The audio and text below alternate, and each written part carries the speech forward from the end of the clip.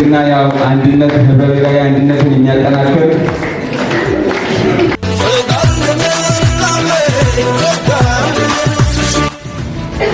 ከመኖር ያመጡ አባላችን ደግሞ ህዝባችን ምን ያገኘ ነው? ምንስ ይፈልገዋል? ምን ጥሩ የሄደ ነው? ምን ደግሞ መታረም አለበት የሚል ካሁኑ እቅዳችን ይገመግማል። የሰራ ደግሞ ያስተዋውቃል። ቀጣይ የምንሰራው ደግሞ ያስታውሰናል።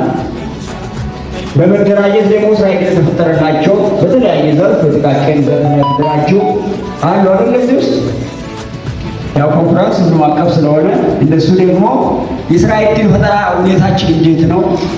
ቀጣይ ወጣቶች ተደራጅቶ የመበልጸግ የማደግ ስራ ዕድል የማግኘት አቅማችን ምን ይመስላል? ምን ላይ ትምህርት መውሰድ አለብን? የሚል ከመደመር መንግስት እይታ አንጻር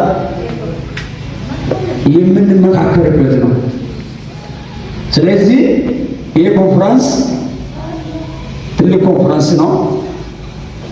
የቤተሰብ እንደ አንድ ቤት ነው። የአንድ አባት ልጆች ከተለያየ ሀገራት ተሰብስበው ሲወያዩ ምን ያህል እንደሚያስደስት ታውቃላችሁ።